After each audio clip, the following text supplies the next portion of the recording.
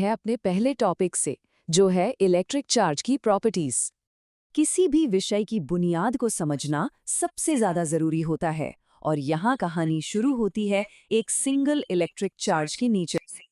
इसमें सबसे बड़ा कॉन्सेप्ट है क्वांटाइजेशन ऑफ चार्ज। इसका सीधा सा मतलब ये है कि माइक्रोस्कोपिक लेवल पर चार्ज कोई भी रैंडम या लगातार आने वाली वैल्यू नहीं ले सकता।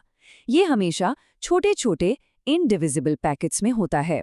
नोट्स के मुताबिक किसी भी आवेश को इस फॉर्मूला से दर्शाया जाता है, Q इक्वल्स प्लस या माइनस NE, जहां N एक इंटीजर यानी पूर्णांक है। चार्ज कभी भी डेसिमल्स या फ्रैक्शंस में नहीं हो सकता। अब जरा इस खास नंबर पर ध्यान दीजिए, 1.6 into 10 to the power -19 coulombs. ये कोई आम नंबर नहीं है, ये इलेक्ट्रिसिटी का सबसे फंडामेंटल बिल्डिंग ब्लॉक है। ये एक सिंगल इलेक्ट्रॉन या प्रोटॉन का बेसिक चार्ज है। यूनिवर्स में मौजूद कोई भी चार्ज, चाहे वो कितना भी बड़ा या छोटा क्यों ना हो, वो हमेशा इसी जादुई नंबर का एग्जैक्ट मल्टीपल होता है। इसके अलावा चार्ज की कुछ और भी बेसिक प्रॉपर्टीज हैं, जैसे कि इनमें पोलैरिटी होती है, यानी ये पॉजिटिव और नेगेटिव होते हैं। एक जैसे चार्ज हमेशा एक दूसरे को रिपेल करते हैं, दूर धकेलते हैं, जबकि ऑपोजिट चार्जेस एक दूसरे को अट्रैक्ट करते हैं। चार्जेस नेचर में एडिटिव भी होते हैं, यानी इन्हें जोड़ा जा सकता है। लेकिन यहाँ सबसे बड़ी बात है चार्ज का कॉन्जर्वेशन। सोर्स मटेरियल इस बात पर खासा जोर देता है कि किसी आइसोलेटेड सिस्टम में टोटल चार्ज हमेशा कांस्टेंट रहता है।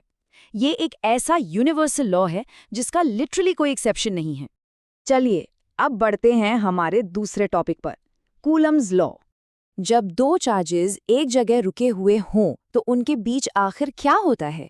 इसे समझने के लिए फ्रेंच साइंटिस्ट C.A. कूलम ने एक मैथमेटिकल इक्वेशन दी थी, जिसे कूलम्स का इनवर्स स्क्वायर लॉ कहते हैं। ये साफ तौर पर दिखाता है कि दो चार्जेस के बीच का इलेक्ट्रोस्टैटिक फोर्स उनके मैग्नीट्यूड्स के प्रोडक्ट के डायरेक्टली प्रोपोर्शनल होता है। और सबसे मजेदार बात, ये फोर्स उनके बीच की दूरी के स्क्वायर के इनवर्सली प्रोपोर्शनल होता है। इसका सीधा मतलब ये है कि जैसे जैसे इनके बीच की दूरी बढ़ती है, फोर्स बहुत ही तेजी से कम होने लगता है। इस इक्वेशन में एक कांस्टेंट होता है जिसे हम K कहते हैं। वैक्यूम में इसकी वैल्यू 9 × 10 टू द पावर 9 होती है। जरा इस नंबर के स्केल के बारे में सोचिए। ये अपने आप में इतना विशाल है, जो साफ बताता है कि ये इनविजिबल इलेक्ट्रोस्टैटिक फोर्स आखिर कितना शक्तिशाली हो सकता है। अब यहाँ से हम एक बहुत ही दिलचस्प तुलना की तरफ चलते हैं, electric force versus gravitational force. ये तुलना बिल्कुल सीधी और क्लियर है। इन नोट्स में दिए गए सेटअप के मुताबिक अगर एक इलेक्ट्रॉन और एक प्रोटॉन को एक ही दूरी पर रखा जाए तो उनके बीच लगने वाले इलेक्ट्रोस्टैटिक फोर्स और ग्रेविटेशनल फोर्स को कंपेयर किया जाएगा। ग्रेविटी से हम सब वाकिफ हैं, पर क्या ये इलेक्ट्रिक फोर्स के सामने टिक पाएगी? आइए देखते हैं। और इस कैलकुलेशन का जो नतीजा निकलता है वो सच में चौंकाने वाला है। 10 टू द पावर 39। जी हाँ, एक इलेक्ट्रॉन और प्रोटॉन के बीच का इलेक्ट्रिक अट्रैक्शन उनके ग्रेविटेशनल अट्रैक्शन से 10 की घात 39 गुना ज्यादा ताकतवर होता है। ये फोर्स का एक ऐसा डिफरेंस है जिसकी शायद आमतौर पर कल्पना करना भी मुश्किल है। इस मैथमेटिकल डेरिवेशन पर नजर डालने से समझ आता है कि ये विशाल अनुपात कहाँ से आया है। जब इलेक्ट्रिक फोर्स की इक्वेशन को ग्रेविटेशनल फोर्स से डिवाइड किया जाता है और इलेक्ट्रॉन और प्रोटॉन के एक्चुअल मास और चार्ज की वैल्यूज रखी जाती हैं, तो रिजल्ट 2.3 × 10 टू द पावर 39 आता है। ये डेरिवेशन इस बात का सॉलिड प्रूफ है कि माइक्रो लेवल पर ग्रेविटी लगभग ना के बराबर है और वहाँ सारा यूनिवर्स इलेक्ट्रिक फोर्स के ही कंट्रोल में है। आइए अब थोड़ा आगे बढ़ते हैं और इन फोर्सेस के वेक्टर फॉर्म को समझते हैं। इन अदृश्य फोर्सेस को सिर्फ नंबर्स में समझना काफ़ी नहीं है, इन्हें 3D स्पेस में विजुअलाइज करना भी उतना ही ज़रूरी है। ये स्पेस वेक्टर डायग्राम इस कॉन्सेप्ट को बहुत खूबसूरती से डिकोड करता है। ये दिखाता है कि फोर्स सिर्फ एक अमाउंट नहीं है, बल्कि इसकी एक एग्जैक्ट डायरेक्शन भी होती है। एक ओरिजिन पॉइंट के हिसाब से हर चार्ज की एक स्पेसिफिक पोजीशन होती है, और वेक्टर्स हमें यही बताते हैं कि फोर्स एक्चुअली किस तरफ पुश या पुल कर रहा है। यहाँ इन मैथमेटिकल एक्सप्रेशंस में यूनिट वेक्टर्स की भूमिका अहम हो जाती है। ये यूनिट वेक्टर्स इन unseen push and pull interactions को बिल्कुल सटीक डायरेक्शन वाले तीर या एरोज देते हैं। इन्हीं की मदद से ये कैलकुलेट करना पॉसिबल होता है कि स्पेस में किसी भी फोर्स का असर एग्जैक्ट किस दिशा में पड़ेगा। चलिए अब समझते हैं सुपरपोजिशन प्रिंसिपल को। जब सिस्टम में दो नहीं बल्कि कई सारे चार्जेस एक साथ मौजूद हों तो वहाँ प्रिंसिपल ऑफ सुपरपोजिशन काम आता है। ये इक्वेशंस यही एक्सप्लेन करती हैं कि किसी भी एक चार्ज पर लगने वाला नेट फोर्स बाकी सभी चार्जेस द्वारा उस पर अलग अलग लगाए गए फोर्सेस का वेक्टर सम होता है। आसान शब्दों में कहें तो हर फोर्स अपना अपना काम इंडिपेंडेंटली करता है और आखिर में उन सबका जो डायरेक्शनल जोर निकलता है वही फाइनल असर तय करता है। अब आते हैं हमारे आखिरी मुख्य टॉपिक पर, continuous distribution.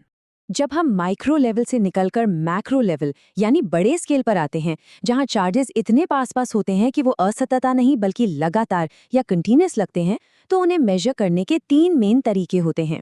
Linear charge density यानी लंबाई के हिसाब से, सरफेस चार्ज डेंसिटी यानी एरिया के हिसाब से, और वॉल्यूम चार्ज डेंसिटी यानी पूरे आयतन या वॉल्यूम में।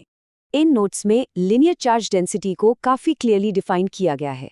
इसे लैम्डा सिंबल से दर्शाया जाता है और मैथ्स की भाषा में ये delta Q divided by delta L होता है, यानी प्रति इकाई लंबाई में चार्ज की मात्रा। और याद रखने वाली बात यह है कि इसकी यूनिट होती है कूलम्स पर मीटर।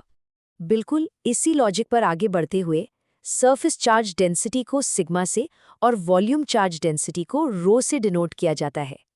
ये देखना वाकई फिजिक्स की खूबसूरती है कि कैसे एक ही मैथमेटिकल थियोरी पहले 1D लाइन पर, फिर 2D सरफेस पर और सीमलेसली 3D सॉलिड ऑब्जेक्ट्स के वॉल्यूम पर अप्लाई हो जाती है।